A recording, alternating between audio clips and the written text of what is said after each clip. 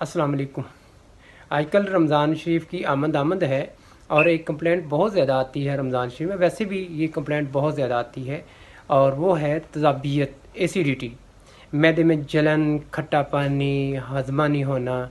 और इसकी वजूहात तो है बहुत सारी हैं। सबसे पहली बात तो ये है कि मैदे में तज़ाबियत ज़्यादा हो जाती है। इसके अलावा अब अल्सर भी हो सकता है, ज़ख़म भी हो सकता है, ड्यूडेनम अल्सर भी हो सकता है। और इसके पीछे जो आप अहम चीज़ है वो आपका गाल ब्लेडर और पेंक्रियाज डिसऑर्डर भी पॉसिबिलिटी हो सकती है। तो इसकी वजूहात तो और भी काज तो हर बहुत सारी हैं, लेकिन मैं थोड़ा सा आपको बता दूं कि इसको कैसे कम किया जा सकता है या इससे कैसे बचा जा सकता है। तो सबसे पहले तो बात यह है कि आप कोशिश करें कि जो भी चीज़ खाना हो, जो चीज़ खानी हो, एक चीज़ खाएं।